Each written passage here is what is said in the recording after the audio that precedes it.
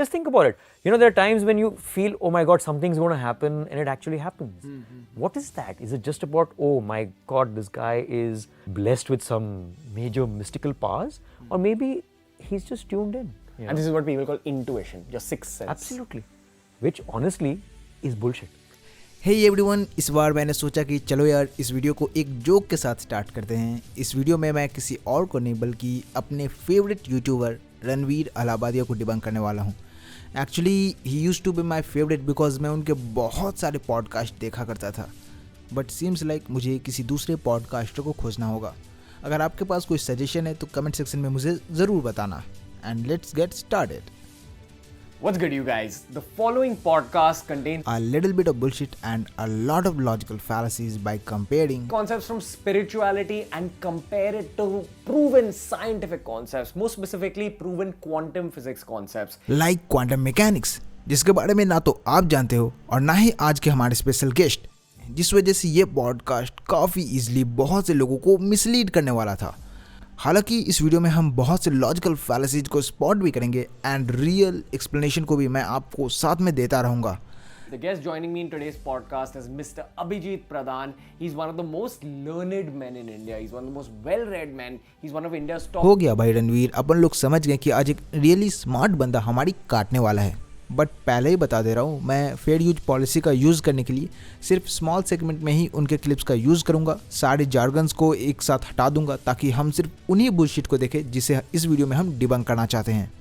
तो let's start with the first pseudo scientific claim on entanglement, जो इस चीज़ को क्लैरिटी देगा कि हमारे होस्ट मिस इन्फॉर्म्ड है। बाय द वे, हमारा मकसद पर्सनल अटैक नहीं है। रणवीर मेरे फेवरेट यूट्यूबर थे, तो आप समझ सकते हो कि इस डिबंक को बनाते हुए मुझे भी खुद बुरा लग रहा है। Apart from all of that emotional लोचा, let's get started. There is this principle called entanglement. Yeah, what does that basically mean? It means that when two electrons, when they interact with each other, they suddenly connect. अगर आपने claim को ध्यान से नहीं सुना तो video को rewind कर लेना। उन्होंने बताया कि इंटैंगलमेंट में दो इलेक्ट्रॉन्स एक दूसरे से कनेक्ट हो जाते हैं। हालांकि सच कुछ और है। अगर आप किसी क्वांटम मैकेनिक्स के बुक को उठाकर प्रॉपर्ली स्टडी करते हो तो आपको पता चलेगा कि इंटैंगलमेंट में एक्चुअली सुपरपोजिशन का खेल होता है। अगर आपके पास एक इलेक्ट्रॉन है तो उसका 50% चांस होता है कि वो स्पिन अप में होगा और 50% चांस होता है कि वो स्पिन डाउन में होगा, जो कि मेजरमेंट के बाद हमें देखने को मिलता है। अगर आप यहाँ पर देखो तो सुपरपोजिशन में इंडिविजुअली दो स्टेट्स एग्जिस्ट कर रहे हैं। बट अगर आप इसी एनालॉजी का यूज करके दो पार्टिकल वाले सिस्टम में चले जाओगे, जैसे कि दो इलेक्ट्रॉन की बात की जाती है, तो आप सोचोगे कि हर एक इलेक्ट्रॉन का दो दो सुपरपोजिशन स्टेट है, तो शायद टोटल 4 सुपरपोजिशन स्टेट यहाँ पर आ जाएगा, क्योंकि 2 + 2 = 4, राइट। बट शायद यूनिवर्स इतना सिंपल होता। अगर ऐसा स्टेट एग्जिस्ट कर रहा है तो वो दो पार्टिकल्स एक दूसरे के साथ इंटैंगल्ड नहीं हैं। इंटैंगलमेंट का सारा खेल इसी बात में तो छुपा है कि total number of superposition state decrease हो जाता है। जैसे कि हम 1 पार्टिकल वाले सिस्टम में देख रहे थे, सिंगल इलेक्ट्रॉन का 2 ही सुपरपोजिशन स्टेट हुआ करता था, बिल्कुल वैसे ही यहाँ पर 2 पार्टिकल्स अगर एक दूसरे के साथ इंटैंगल्ड हैं तो उनका भी नंबर ऑफ सुपरपोजिशन स्टेट सिर्फ 2 ही होगा। क्योंकि total number of superposition state decrease हो चुका है, इस वजह से हम इसे इंटैंगल्ड स्टेट कहते हैं। यही वो रीजन है जिस वजह से नॉर्मल स्टेट और इंटैंगलमेंट एक दूसरे से बहुत ज़्यादा अलग हो जाते हैं। और यही छोटा सा पॉइंट है जिस चीज़ को एल्बर्ट आइंस्टाइन भी मिस कर चुके थे और उन्होंने EPR पैराडॉक्स को जन्म दिया था। इस चीज़ के बारे में हम अपने दूसरे चैनल पर डिस्कस करेंगे आने वाले वीडियोज़ में, बट इस वक्त सिर्फ डिबंक पर ध्यान देते हैं। And even if they are separated and one electron is in Alaska and the other one is in, you know, Himalayas or whatever, what happens to electron A happens simultaneously to electron B. इस part को दोबारा से देख लेना क्योंकि ये बहुत ही ज़्यादा इम्पॉर्टेंट है।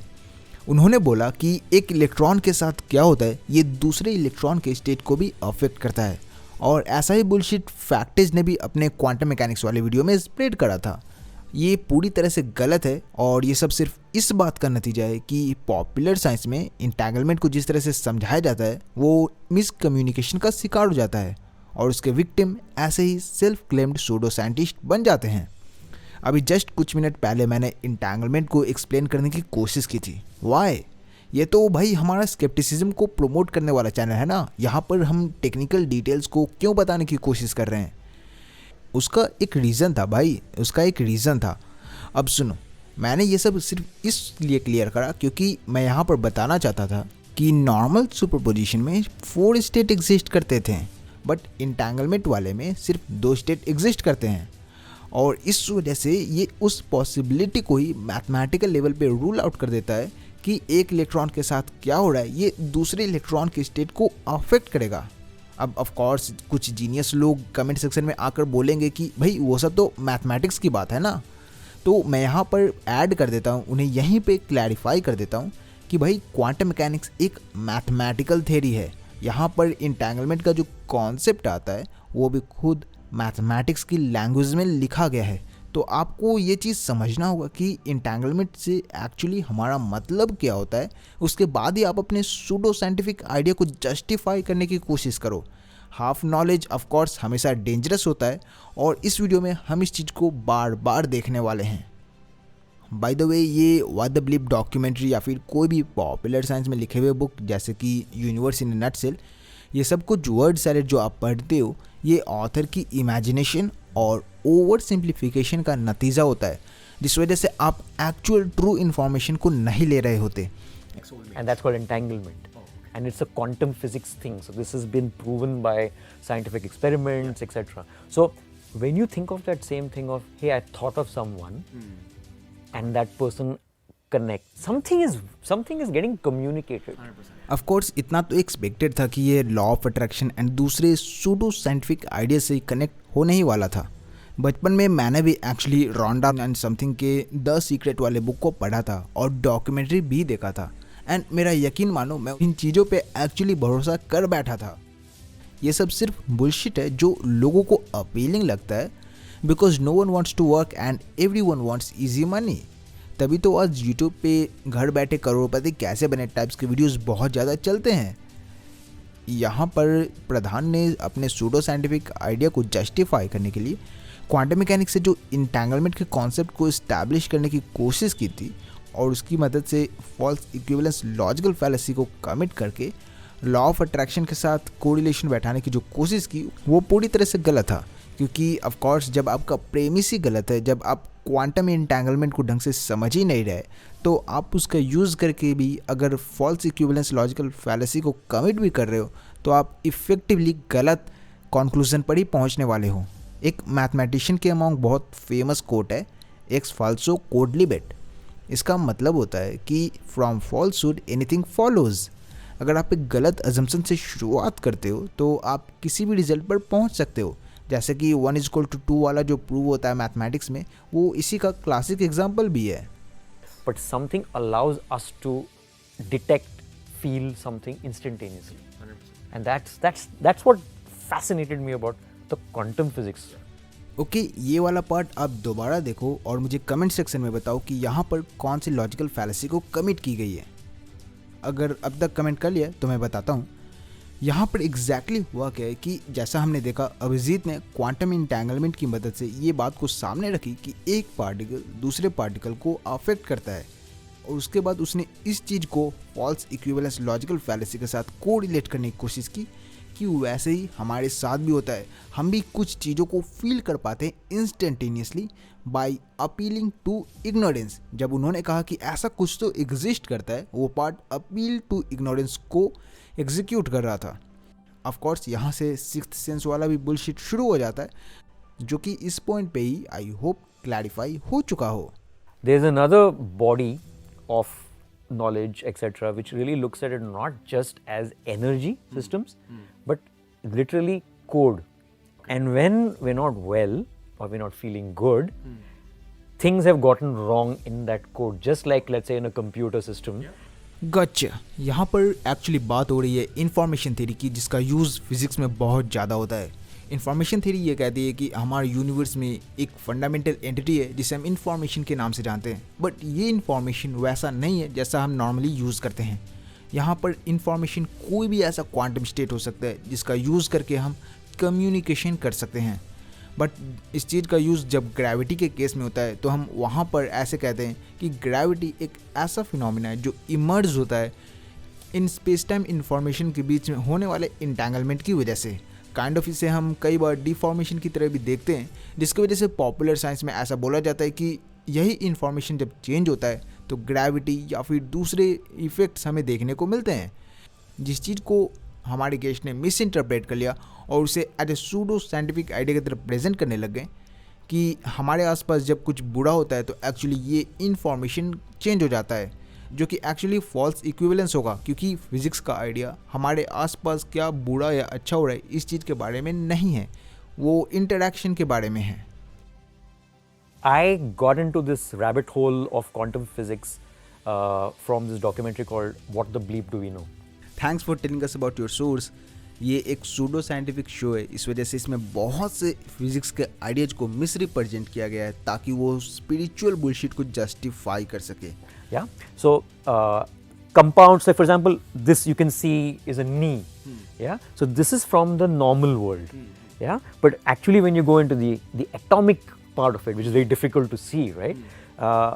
You may not even see anything close to a knee.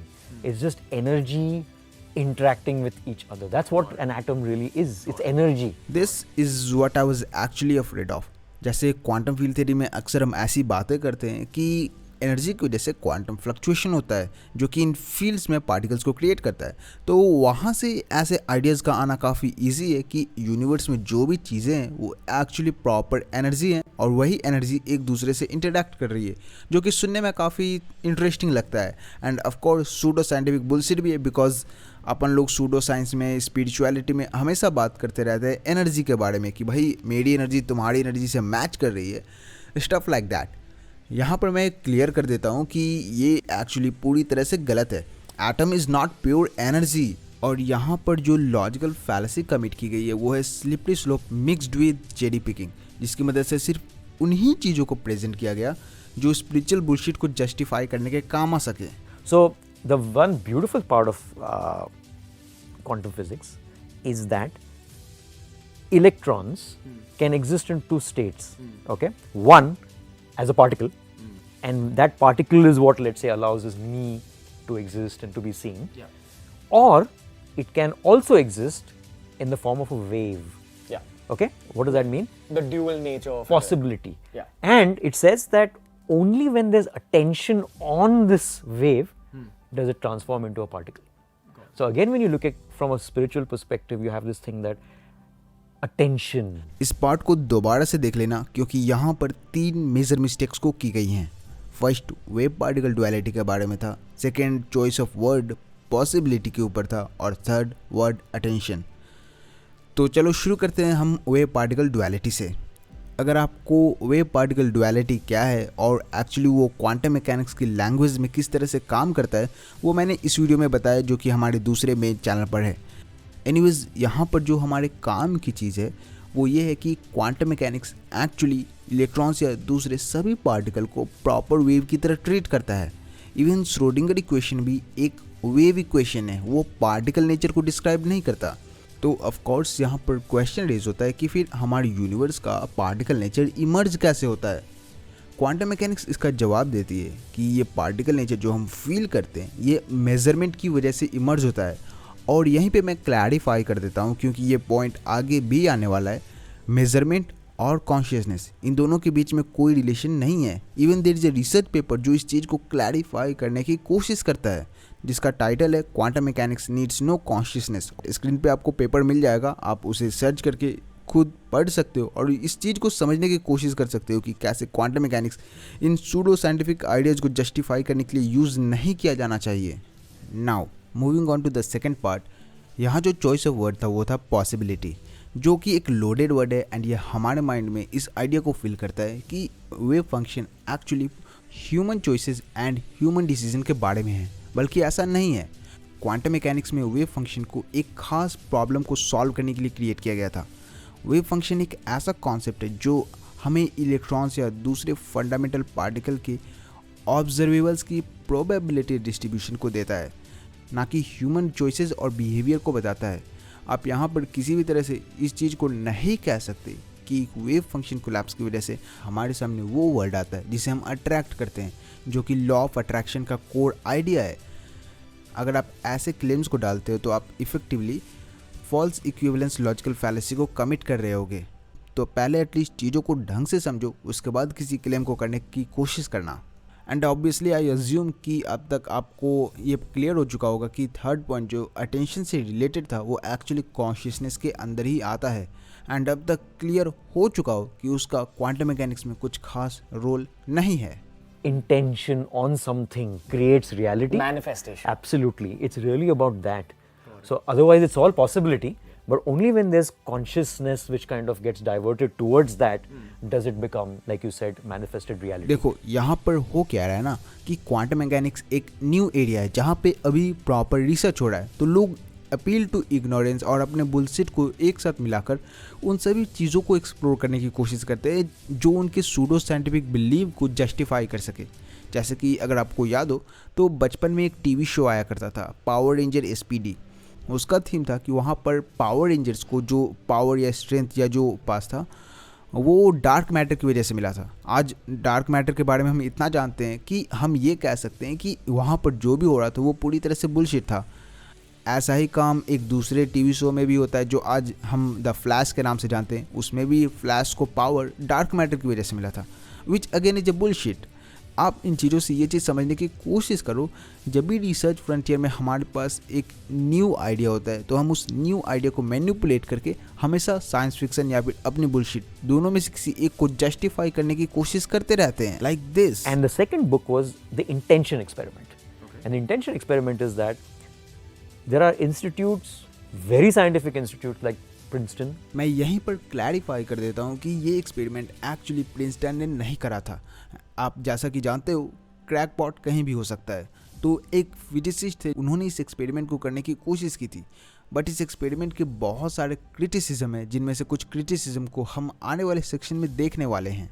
For example, which has been measuring quantum physics effects for the last, let's say, 30 plus years, and they have installed these devices which essentially measure whether the energy is a particle or a wave. Okay. So when nothing is going on, there is no stimuli, it's a wave. When there is attention, when people, let's say, are gravitating towards something, that transforms into a particle and those devices detect that. Okay. Apart from the agreement shown by Ranveer भाई, ये पूरी तरह से गलत है। GCP यानी कि global consciousness project, इसमें अपन ने हार्डवेयर रैंडम नंबर जनरेटर का यूज़ करके ऐसे डाटा को जनरेट करने की कोशिश की थी जो फिजिकल इवेंट से ड्रिवन हो रादर दैन एन एल्गोरिदम।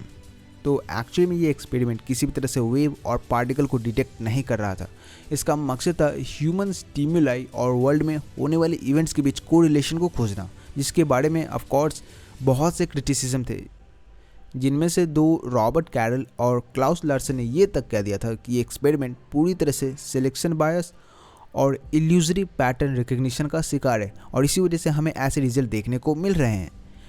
खास इसी चीज़ को देखने के लिए एक्चुअली एक टीम ने 9/11 2001 के डाटा को रीस्टडी करा और उन्होंने पाया कि इसमें कोई भी ऐसा सिग्निफिकेंट डाटा है ही नहीं जो इस चीज़ को हिंट कर रहा हो कि 9/11 के डाटा के बारे में हमें 5 घंटे पहले ही इस एक्सपेरिमेंट के जरिए पता चल चुका था, जैसा कि हर सूडो साइंटिफिक मैगजीन या फिर बुक में पोर्ट्रे किया गया है। एंड एग्जैक्टली यही हमें इस पॉडकास्ट में भी अभी जस्ट देखने को मिलने वाला है। 5 hours before that event happened, the devices that I mentioned across the world picked up a massive surge of change in energy.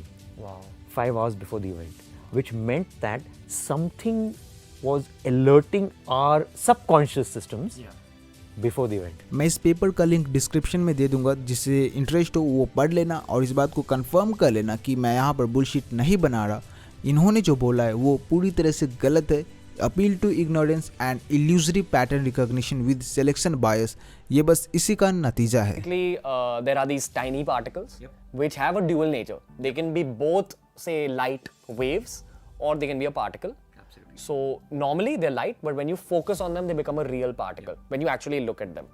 इस चीज़ के बारे में मैंने ऑलरेडी इस वीडियो में डिस्कस करा है, लिंक ऊपर आई बटन में मिल जाएगा, आप उसे देख लेना।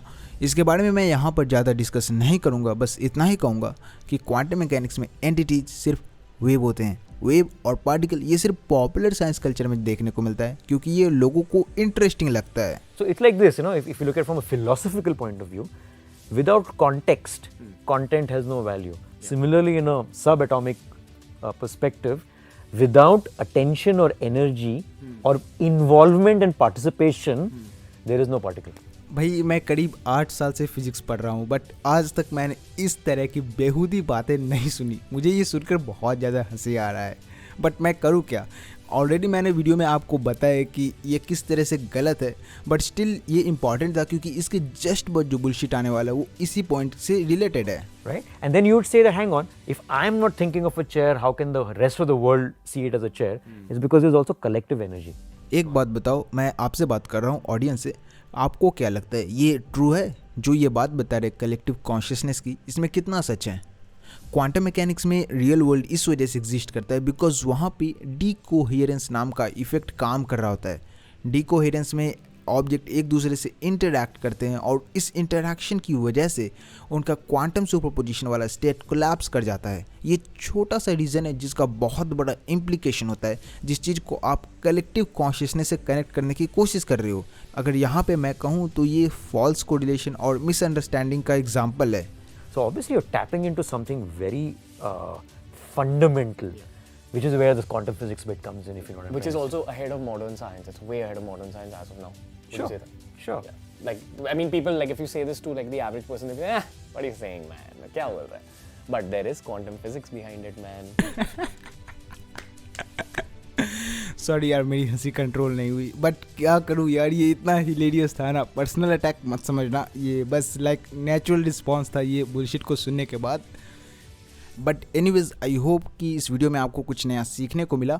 अपन लोग मिलेंगे नेक्स्ट वीडियो में, तब तक आप इस वीडियो को Give it a thumbs up. Make sure you share it with your friends. Share it with other spiritual people.